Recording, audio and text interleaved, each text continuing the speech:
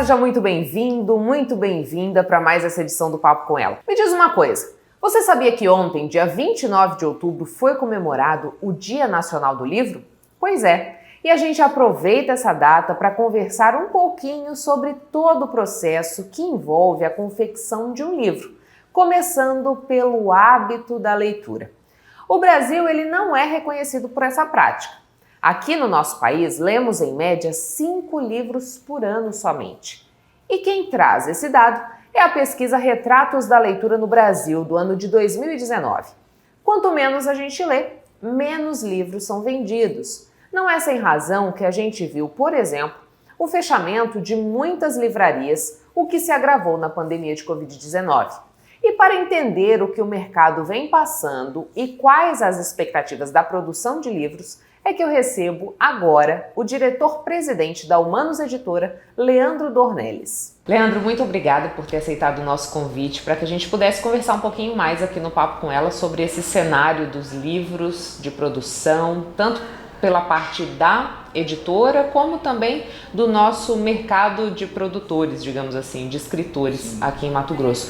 Leandro, o que você vem observando nesse contexto? A gente teve aí a pandemia de Covid-19, a gente observou o fechamento de algumas livrarias. A perspectiva mudou ou a gente ainda vem passando por um processo que exige mudanças por quem fabrica livros, por quem escreve livros e por quem consome livros? Michele, primeiro, obrigado, um prazer estar aqui no Papo com Elas, falando sobre esse assunto que é muito pertinente, principalmente, especificamente neste mês que fala sobre a questão do livro, comemora o Dia do Livro Nacional, Dia Nacional do Livro, desculpa. Você fez perguntas bem interessantes e que as pessoas poderiam refletir sobre isso, Primeiro, o método mudou. E já vinha acontecendo mesmo antes da pandemia, mas a pandemia realmente ela antecipou essa mudança, Então nós tivemos aí problemas muito graves, principalmente no setor das livrarias, com superfaturamento também de livros, ocorreu muito isso, essa perspectiva do não acompanhamento das editoras em relação ao produto final, houve um superfaturamento, as livrarias se endividaram muito e claro, a gente sabe que o consumo de livros hoje ele não é a base para nós aqui brasileiros. Então nós estamos hoje, vamos colocar entre a 8ª categoria para poder consumir. Nós temos outras questões que têm que ser pensadas antes de adquirir um livro, por incrível que pareça, e que são essenciais, como por exemplo a saúde, o saneamento básico, a segurança, e bem lá na frente vem a questão da cultura. Então as livrarias elas tiveram que se adaptar, tanto que nós tivemos o fechamento de grandes livrarias, que tinham um monopólio no país, livrarias que realmente elas comandavam o mercado editorial e que as editoras não tinham outra opção. A falta destas livrarias para a população foi muito ruim. Para a população você deixou de ter outros espaços, outras oportunidades para consumir cultura. Para as editoras foi um ponto positivo, porque nós saímos daquele monopólio, daquele poder qual estava sobre as editoras e as editoras tinham que comungar com aquilo. Então as editoras passaram também a inovar o seu processo, passaram a trabalhar mais direto com o público final, que é o leitor, que antes não, a gente tem a livraria como intermediação, As livrarias que não se adaptaram, principalmente com relação do avanço da tecnologia, por exemplo, as atividades de lives, nenhuma livraria praticamente fez para poder divulgar os seus trabalhos. As editoras acordaram e começaram a fazer isso. Então essas livrarias que não se adaptaram, elas realmente fecharam as portas. O fato, por exemplo, de eu não poder sair de casa para poder consumir um livro, o que eu posso fazer quanto livreiro? Como que eu vou entregar esse livro para o meu cliente, para o meu público final? O meu catálogo disponível nas redes sociais, como que ele é? Elas não pensaram nisso. Então, realmente, isso fez com que muitas delas fechassem as portas. E outras se remodelassem. Recentemente, agora em julho para agosto, foi lançado, aberto em São Paulo, a Livraria Drummond. Fantástica essa livraria, porque ela traz aquela perspectiva do encontro do leitor com o escritor. Aproximou o leitor do escritor. Então você, por exemplo, eu sou seu fã, eu sei que você escreve obras fantásticas, só que eu não tenho contato com você. As livrarias novas agora, elas estão se atentando para isso, até mesmo por uma questão das editoras também estar esclarecendo elas. Olha, vamos fazer eventos literários, vamos fazer cultura mais próxima, vamos usar uma zona de aproximação, que eu gosto muito de falar que é ZDP, zona de aproximação, para que a gente possa unir essas duas classes, o escritor e o leitor. Por quê? O leitor também é um potencial escritor. A gente tem que pensar nesse aspecto. As livrarias se abriram para isso. E aí nós temos resultados positivos, tanto nas vendas, quanto nos acessos de novos escritores para as editoras e em programas também voltados sociais, principalmente para a literatura agora. Leandro, a gente está falando de uma nova forma de enxergar esse mercado, mas você citou um ponto que é sensível no Brasil, que é o nosso hábito de leitura.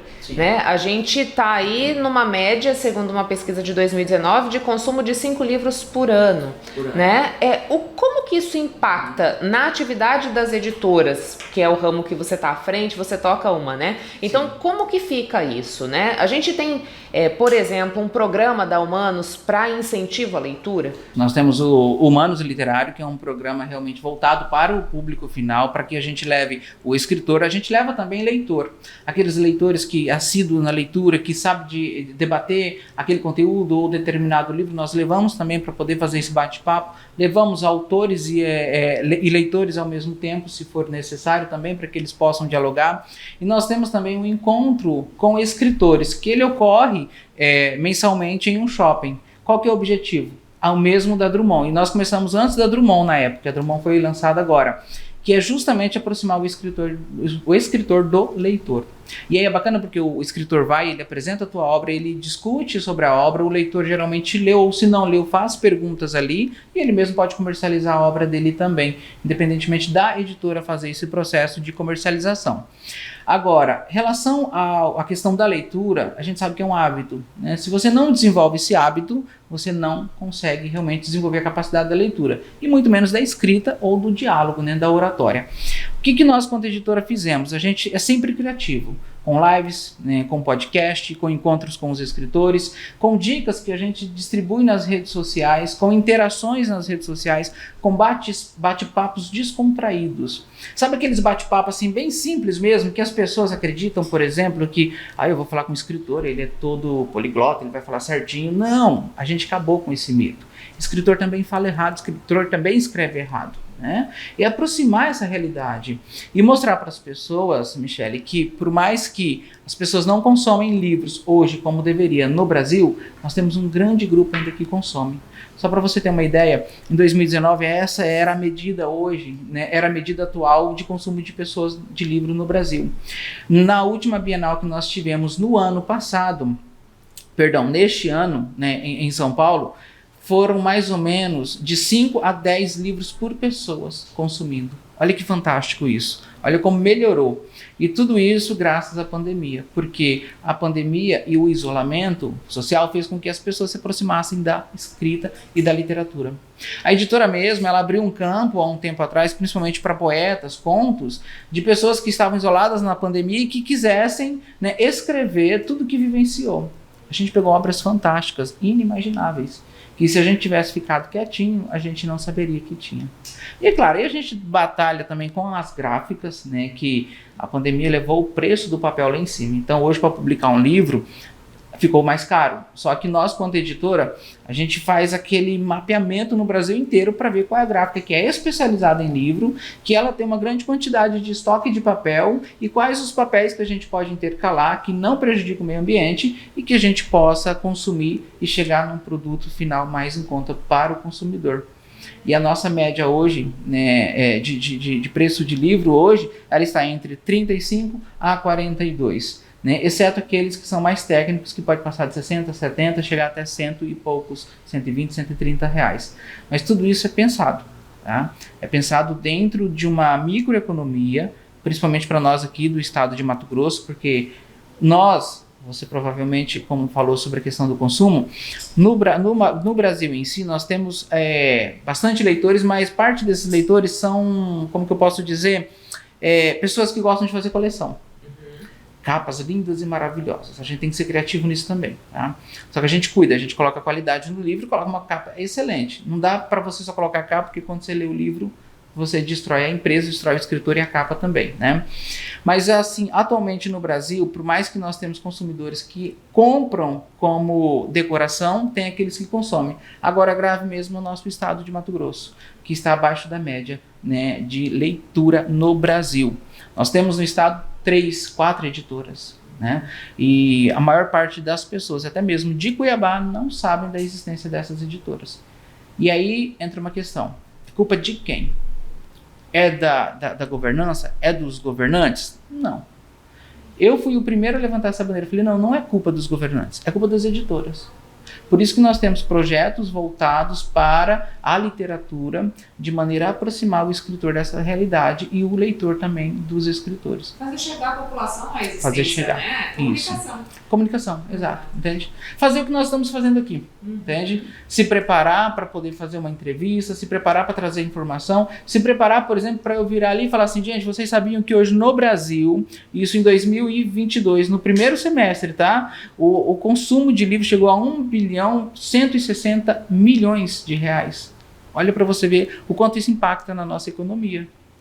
Mas isso não chega até o leitor, isso não chega até o escritor, porque a gente precisa informar, precisa trazer essa realidade. Leandro, a gente está falando de um mercado que foi impactado pela tecnologia. Você também já disse isso pra gente. A gente tem o fenômeno dos e-books, a gente tem a possibilidade de ler no computador, de ler no leitor de livro, né? E não necessariamente ter o livro físico para esse consumo. Embora exista essa tecnologia, a gente ainda tem uma parcela dos leitores que é adepta ao papel, que quer sentir o cheiro, que quer folhear, que tem aquele hábito, né? O que vocês perceberam nesse processo? A gente ainda tem um mercado que é amplo de quem quer o livro impresso ou vem perdendo espaço para esses e-books, e como ficam as editoras nesse contexto? Excelente pergunta. Vem ganhando espaço o livro impresso. Ah, que por legal. incrível que pareça. No Brasil, principalmente, né? Nós temos leitores que realmente são fiéis ao livro impresso. É aquela questão da sinestesia, de você pegar, de você tocar, de você cheirar. Nossa, quando o livro chega na editora da gráfica, é fantástico. Então, assim, ele alastra por todo o ambiente, todo mundo quer pegar, quer sentir, quer tocar. E você lê com mais emoção. Mas a gente não pode esquecer da facilidade de você transformar um livro impresso hoje em um e-book, ou um EPUB. Temos e-book em PDF, temos e-book EPUB, que é específico para o site da Amazon, ou outras plataformas também. Então a gente trabalha os dois processos. Nós trabalhamos o físico para aqueles que gostam do físico, e nós trabalhamos o e-book para aqueles que gostam, né, ou ler no Kindle, ou ler no tablet, ou no celular, ou no computador. Nós fazemos esse processo porque a gente entende o seguinte: nós estamos entrando numa nova geração. Os jovens de hoje, eles não querem mais ir numa livraria e sentar e ficar lendo um livro. Eles não querem mais folhear um livro físico, porque o e-book, o EPUB, ele é mais dinâmico. Você pode aumentar, diminuir a fonte, colocar as cores, você pode colocar imagens que vão se interagir com o leitor. Então isso chama atenção. Então a gente não aborta esse outro processo, mas a gente sabe que a demanda do livro físico está crescendo, justamente porque se você está num país cuja finalidade até então deveria ser, e vai ser, e precisa, voltada para as questões científicas, é muito mais, né, vamos dizer, direito de propriedade você pegar um livro físico para que você possa realmente estudar, pesquisar, escrever no livro físico, né, você ter aquelas informações para o tempo, de maneira até atemporal. Né? Porque, por exemplo, eu posso ter um aí na questão da tecnologia, que nós não estamos isentos disso, né? Podemos passar por um período por dificuldade, mas o físico não, o físico sempre vai existir. Não se perde. Não se perde. Agora tem uma questão muito interessante. Por que no Brasil o e-book ele não cresceu tanto? Ele representa uma parcela mínima de 1, até no máximo 2,3, né, de vendas hoje em relação aos livros no Brasil. Por quê? Porque a maior parte é consumido pela Amazon. E a Amazon, ela superfatura com as editoras. As editoras, elas procuram outros meios, outras alternativas. E geralmente existe aquela fantasia: não, meu livro está na Amazon, vai ser um best-seller. Não vai. Infelizmente não. A Amazon, nós temos hoje mais de 3 milhões de exemplares. E não é simples assim, você realmente pesquisar, ele já vai puxar o teu livro. Tem uma série de questões que a editora precisa fazer, ou você, quanto pessoa física, você também precisa fazer. E a pirataria. No ano de 2019 para 2020, nós chegamos a 2 bilhões de reais só de pirataria de e-book.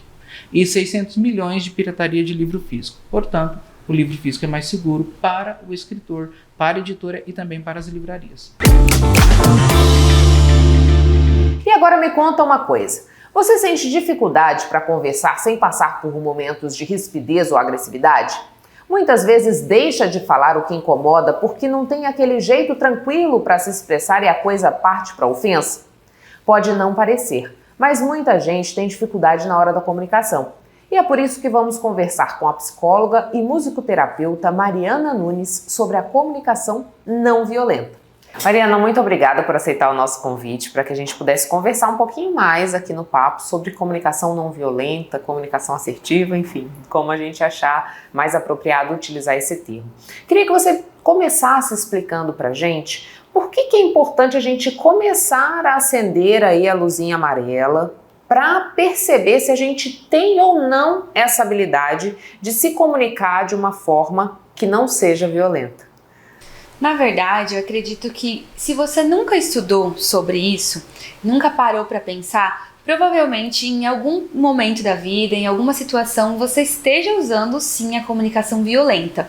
Por quê? Porque a gente não aprende sobre isso. Então, muitas vezes a gente tenta falar algo com uma intenção positiva, com uma intenção legal, mas a forma de se comunicar acaba fazendo com que a outra pessoa tente se defender, tente se proteger.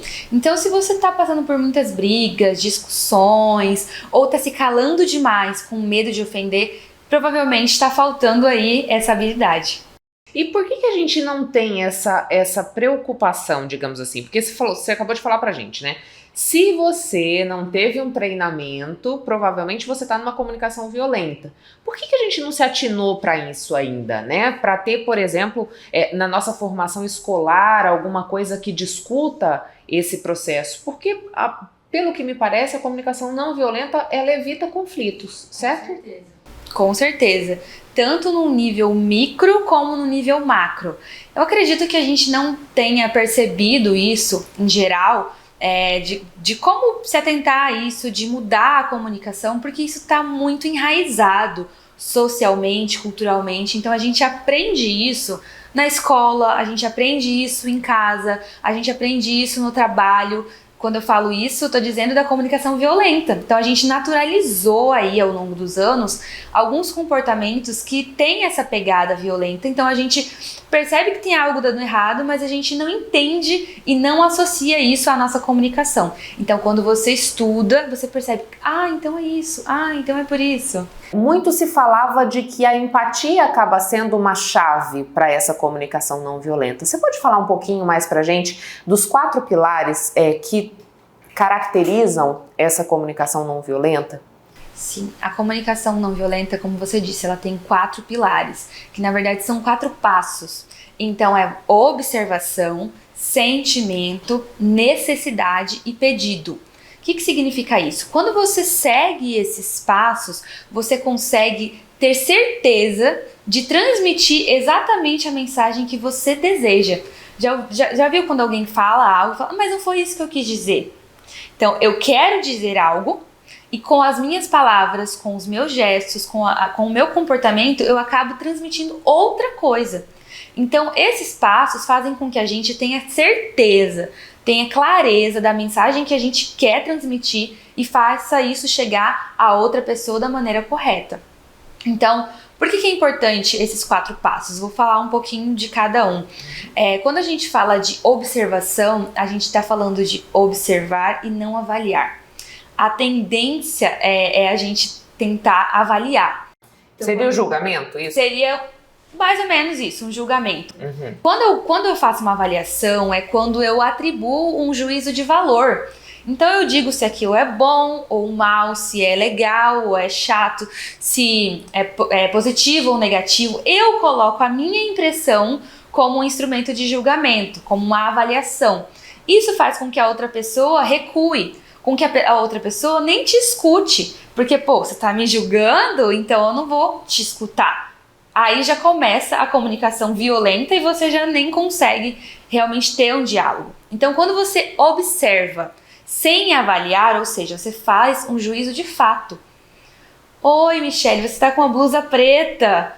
É um fato. Eu não estou falando se a blusa é bonita, se a blusa é feia, se eu gostei, se eu não gostei, até porque ninguém me perguntou.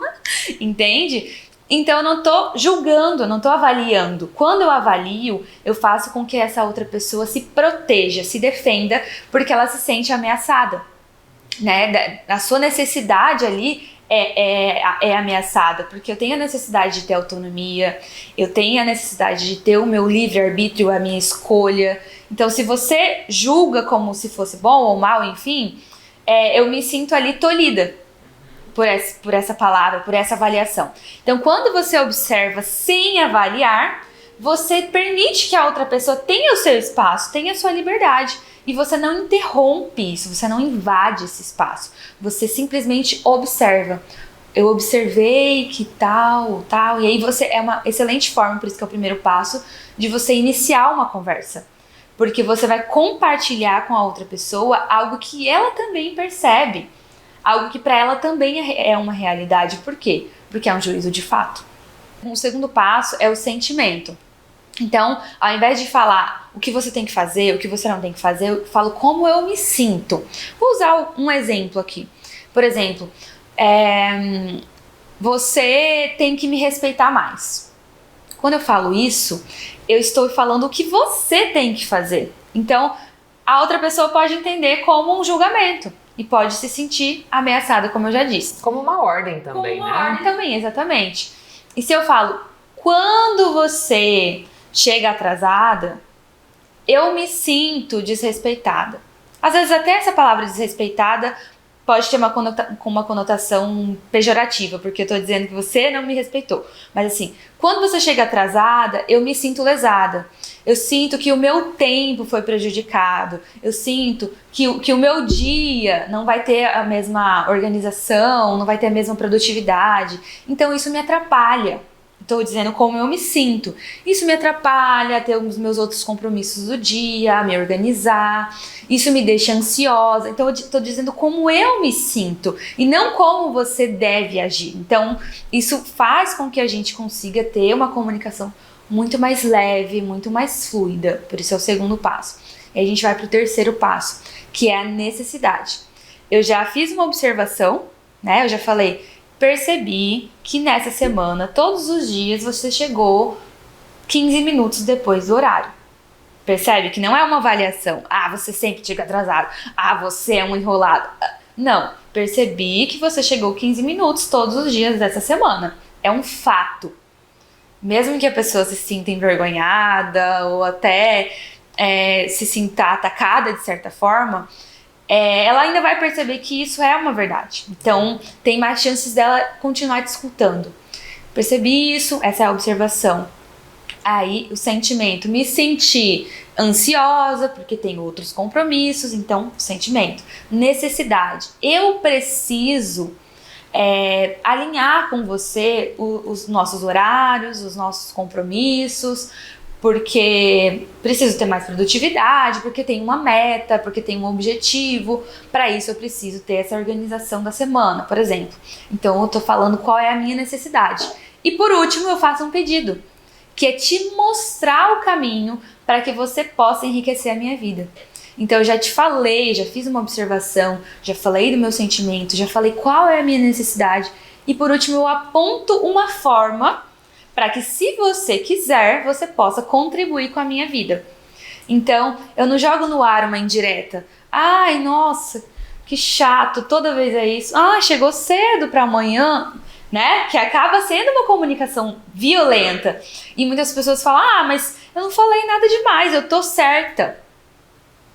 Então, mesmo que aquilo que você fale tenha fundamento, a forma como você fala impede que a outra pessoa te escute e contribua com você. Então, é inteligente da nossa parte aprender a se comunicar de forma assertiva, aprender a usar uma comunicação não violenta, porque assim a gente tem mais chances de garantir que aquela pessoa escute, que aquela pessoa melhore, porque muitas vezes a gente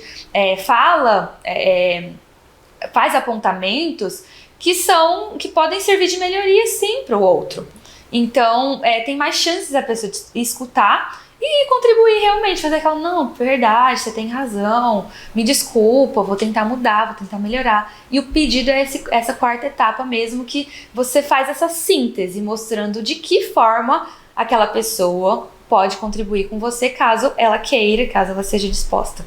E Mariana, você, enquanto profissional que atua capacitando pessoas, qual que é a dica que você dá para quem está assistindo a gente para começar a desconstruir essa comunicação violenta e conseguir se comunicar de forma mais efetiva na vida, como você colocou para a gente, né?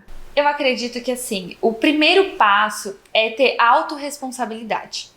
Então, muitas vezes, quando a gente passa por conflitos nos relacionamentos, em todos esses contextos que a gente já falou, a gente tem a tendência de julgar, de apontar, de buscar culpados e não buscar soluções. Se vitimiza, né? Se vitimiza, exatamente. Então sempre tem alguém que é culpado, sempre tem alguém que está prejudicando. Então, se você está sempre passando por conflitos nos relacionamentos, comece a acender aí essa luzinha e se questionar mesmo. O que será que eu posso fazer? Qual é a minha parcela de responsabilidade?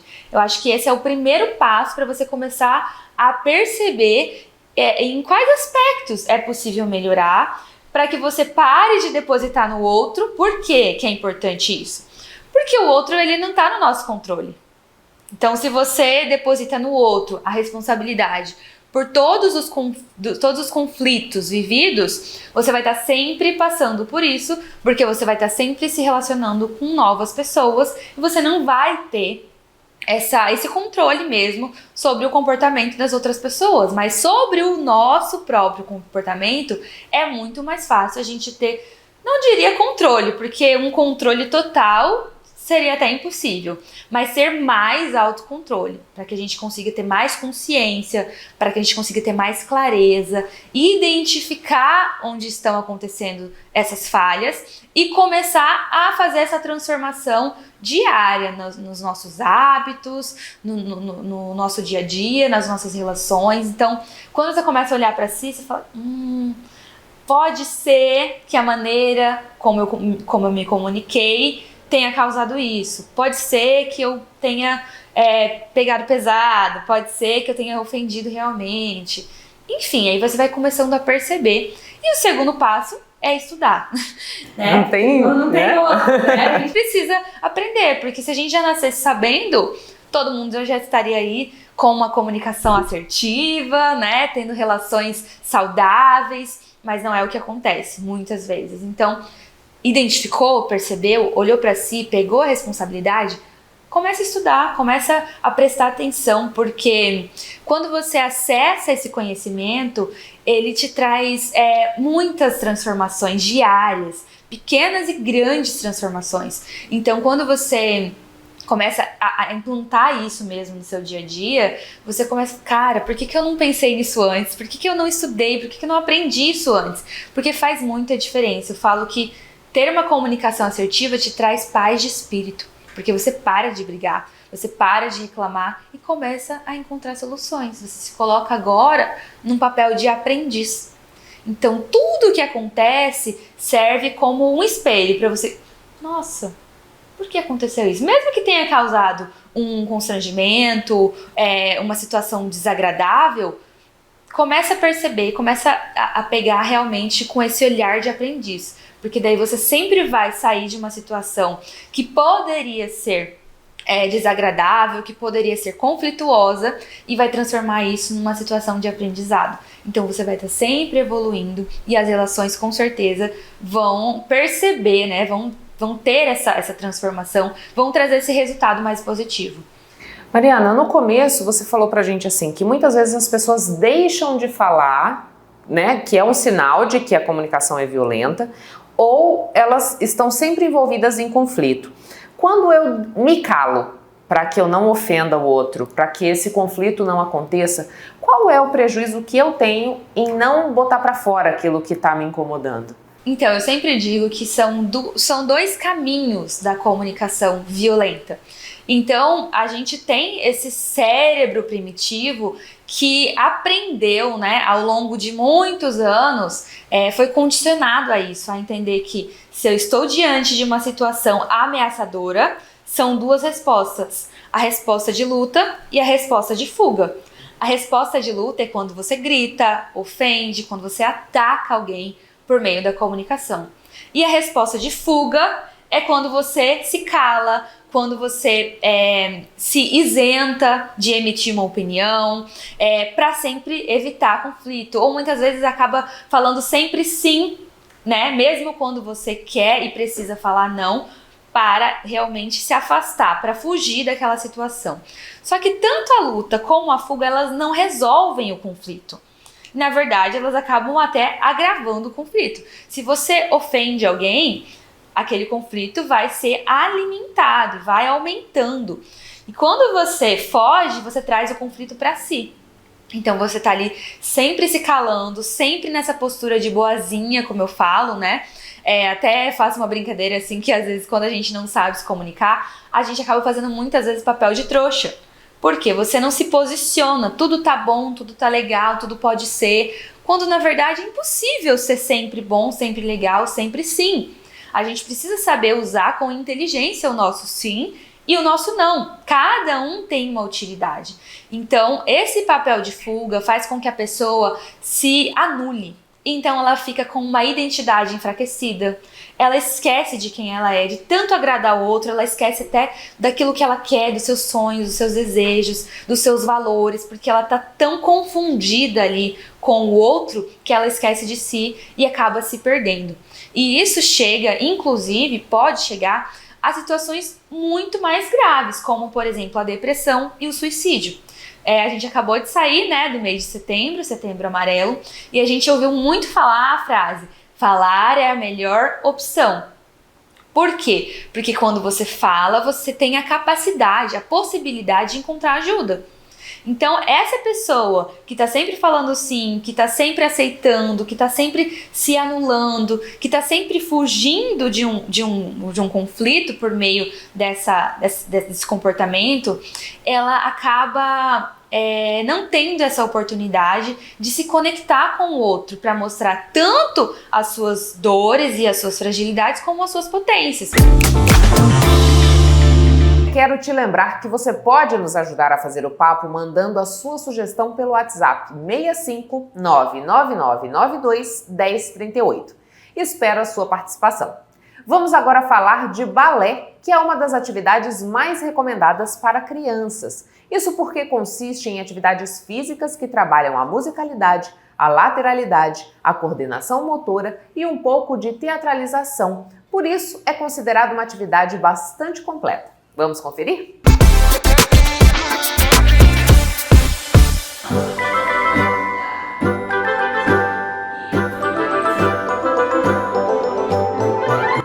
Dançar é uma diversão.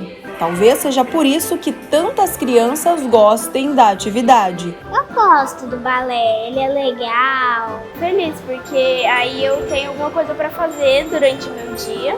Exercício dos meus músculos às vezes, né? Quando eu tô treinando para abertura, quando a gente treina a resistência e a força. Por exemplo, quando a gente tá em segunda posição dos braços, quando a gente fica em plié, a gente fica bastante tempo em plié às vezes, para treinar a resistência. Ana Carla hoje é professora de balé clássico. Começou na dança quando tinha 9 anos. Dos primeiros passos, a magia dos palcos. Foi na primeira apresentação que ela decidiu o que queria para a vida. Dançar para mim sempre foi muito terapêutico, sempre me trouxe muita calma. Então, quando eu consegui a bolsa, né, no Alegro através de um sorteio muito aleatório, que eu entrei, eu comecei a fazer as aulas, eu tive essa experiência de estar no meio da dança e entender sobre música, sobre o meu corpo, como tudo funcionava. E fora os espetáculos maravilhosos. Então, se você me perguntar onde começou, eu acho que foi na minha primeira apresentação de balé, da Bela e a Fera, lá em 2010, que foi quando foi a minha paixão assim, pela dança, criou muita força. Foi meu primeiro espetáculo que eu nunca tinha assistido e eu acabei participando de um. Então, foi um marco muito grande na minha vida. Foi quando eu decidi que eu realmente iria me capacitar para dar aula e também me esforçar para competir e participar de vários outros projetos que eu queria muito fazer e que a dança proporcionou. A dança auxilia na concentração, postura e ritmo, que são importantes para muitas outras atividades. O balé é uma das danças mais recomendadas às crianças quando são pequenas.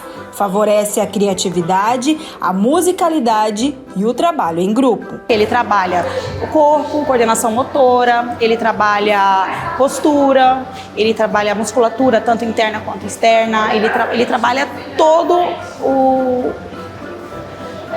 que um atleta teria que fazer várias modalidades para ter. Ele não. Por exemplo, a gente fala que quem faz balé dança qualquer modalidade. Eu aprendi muita disciplina desde muito cedo. Sempre eu chegava meia hora, uma hora de antecedência. Então, sempre criei responsabilidades desde muito cedo de estar presente nos meus compromissos. Ele me ensinou a ter controle do meu próprio corpo, ele me ensinou a não ser impaciente, porque para você aprender o balé você precisa ter calma e muita paciência, porque seu corpo não vai responder logo na primeira aula. Então é um conhecimento que você vai adquirindo, o seu corpo vai mostrando aos poucos, né? Então ele me fez ter mais paciência para poder respeitar os limites do meu corpo e não desistir na primeira queda, né? A gente às vezes na primeira queda fica um baque muito forte, não consigo, não quero. Então no balé a gente tem uma regra de falar que a gente não consigo não existe. A gente vai conseguir, nem que seja no futuro, mas a gente vai conseguir. O balé pode ser praticado desde muito cedo. É nesta época que o sistema psicomotor da criança começa a assimilar melhor e fixar com mais facilidade os movimentos e os exercícios propostos. A pequena Eloá Vitória, de 2 anos, já inicia os primeiros passos junto com a mamãe. Para mim, o balé foi uma decisão de uma terapia para mim, entendeu? Então, tem gente que faz uma coisa e outra. Para mim, o balé me ajuda emocionalmente, né? Em questão de saúde. Então, é uma coisa que me relaxa, que faz bem para mim, é uma atividade prazerosa para mim, eu faço, né, com muita alegria. É super natural, é válido fazer esse exercício, além de ser uma atividade física completa. Você sabia que, em prol do meio ambiente, o governo do estado vai fazer o maior aporte de investimentos da história de Mato Grosso?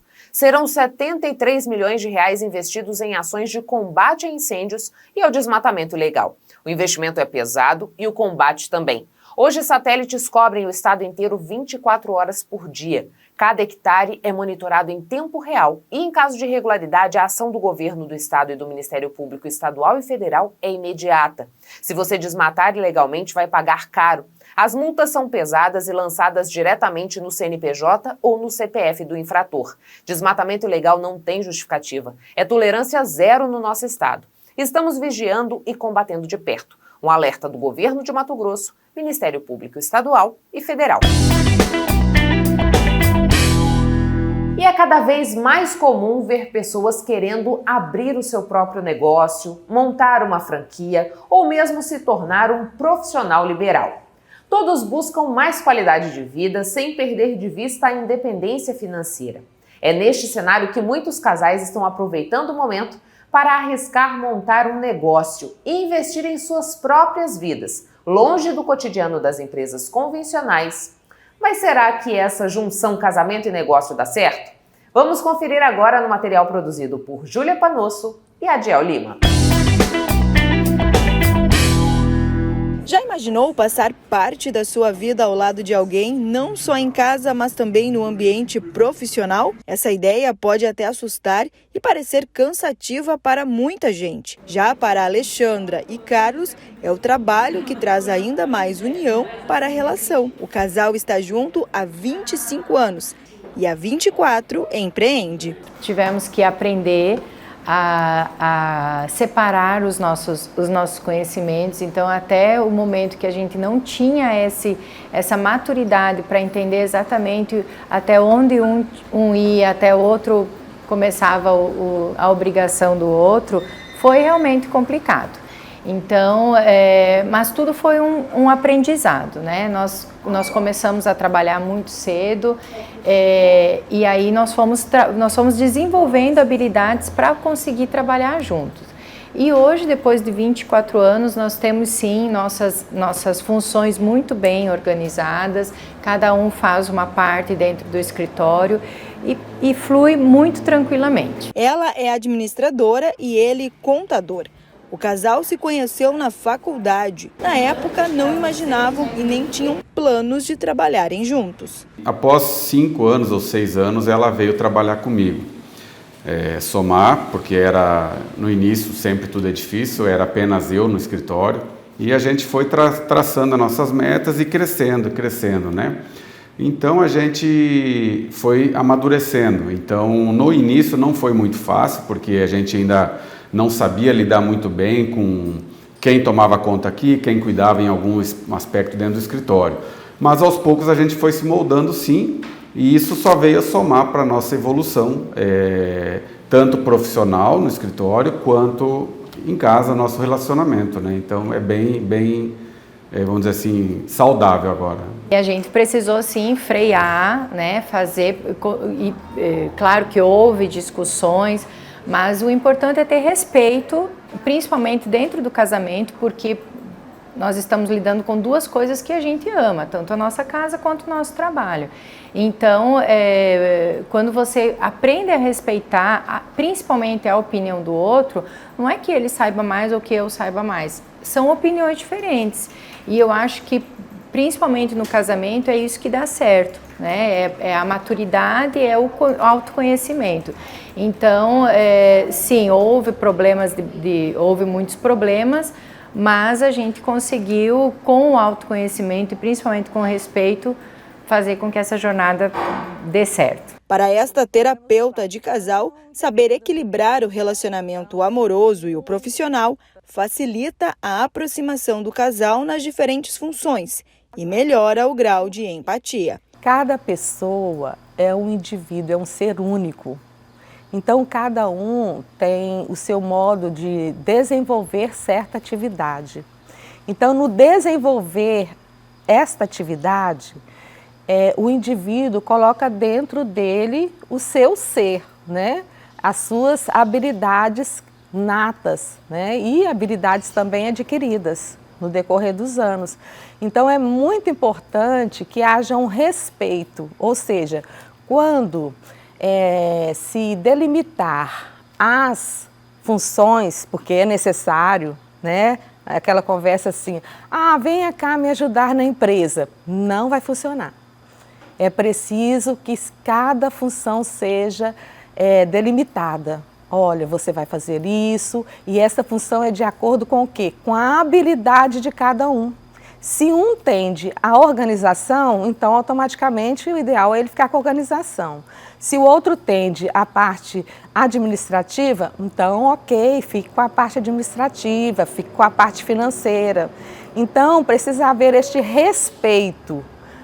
O que é função do homem, né? O que é função da mulher, o que é função de A, o que é função de B, cada um cuidando e fazendo o seu melhor dentro daquilo que foi combinado, dentro daquilo que eles conversaram.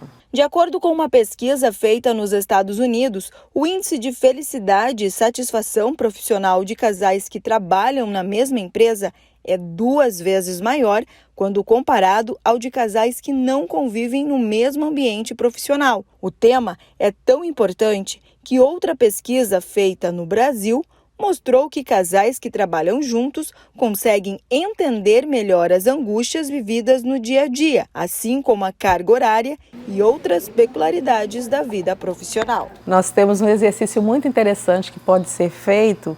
Este exercício é o seguinte: você coloca uma cadeira de frente, né?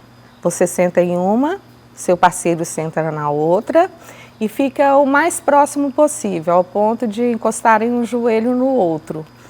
Olhando nos olhos, vai haver uma reflexão de como foi o dia. Então, o que foi que naquele dia chateou você?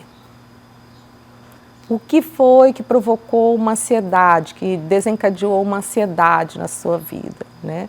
Qual foi a atitude que o outro teve, que houve este mal-estar emocional e às vezes até físico, né? Porque o ser humano ele é um conjunto de emoções e muitas vezes suas emoções elas atingem, né? Elas influenciam o corpo, né?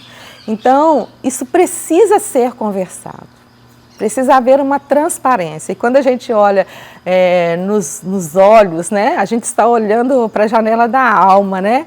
Então, é importante a gente perceber o que o outro está falando e se posicionar de uma maneira a ajudar o outro. Se ele se sentiu mal, então eu não devo repetir. A gente precisa entender que nós estamos trabalhando no mesmo caminho. Então, eu acho que a maturidade, o conhecimento vem muito de objetivo. Havendo respeito, eu não vejo como não dá certo. Para mim, super funciona. Acredito que nós temos aí longa vida ainda pela frente juntos. E vamos falar de investimento no nosso estado? É em prol do meio ambiente que o governo de Mato Grosso vai fazer o maior aporte de investimentos da história do nosso estado. Serão 73 milhões de reais investidos em ações de combate a incêndios e ao desmatamento ilegal. O investimento é pesado e o combate também. Hoje, satélites cobrem o estado inteiro 24 horas por dia. Cada hectare é monitorado em tempo real e, em caso de irregularidade, a ação do governo de Mato Grosso e do Ministério Público Estadual e Federal é imediata. Se você desmatar ilegalmente, prepare-se porque vai pagar caro. Isso porque as multas são pesadas e lançadas diretamente no CNPJ ou no CPF do infrator. Desmatamento ilegal não tem justificativa. É tolerância zero aqui no nosso estado. Estamos vigiando e combatendo de perto. Um alerta do governo de Mato Grosso, Ministério Público Estadual e Federal. O artista plástico Adriano Figueiredo Ferreira completou 10 anos de carreira. A obra do artista está ligada naturalmente com a cultura e o povo de Mato Grosso. Na reportagem você conhece um pouco da história, desafios e sonhos desse grande artista, que tem como lema defender as suas raízes e contar ao mundo como Mato Grosso, o estado em que nasceu, é lindo.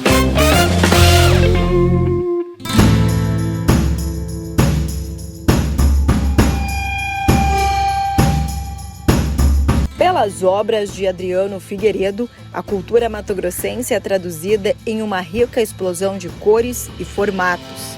O cuidado do artista com cada detalhe mostra a satisfação de quem faz aquilo que gosta há 10 anos. A primeira coisa que eu escolhi, que eu defini como uma base do meu trabalho era falar sobre a minha cultura, né? Eu queria que o meu trabalho fosse um objeto ou um instrumento de exaltação à nossa cultura. Adriano Figueiredo Ferreira cresceu ao som do cururu tocado por seu avô, em um cenário repleto de pés de manga e inspiração, artista por natureza. Desde criança rabiscava desenhos no papel até se tornar um grande nome das artes plásticas de Mato Grosso, estado que compõe e inspira sua arte. A primeira obra eu fiz para dar para uma namorada, né, que eu não sabia o que ia dar de presente, aí eu pintei uma tela que é o cardume de peixes, que ela gostava de pescar com o pai dela, né? E essa obra está aqui, né, eu casei com ela, dizem que eu casei para pegar a obra de volta, mas não é verdade. Então essa foi a primeira obra que eu pintei artisticamente, porque eu fazia decoração. Eu fazia mesa de decoração, né? Mas que eu falo que eu fugi da arte, eu nunca, sempre o que eu fazia tinha arte envolvida. Com obras espalhadas por quase todos os estados brasileiros e algumas partes do mundo, ele se consolida como um nome crescente na arte brasileira e só tem a comemorar. Eu acho que quando eu não conseguir pintar fisicamente, provavelmente eu vou fazer isso digitalmente. Eu tenho como inspiração a Regina Pena, que ela pintou até o final da vida dela, ela já estava na cama, né, não conseguia se movimentar e ela continuou fazendo arte. E é isso que eu quero fazer arte até quando eu conseguir.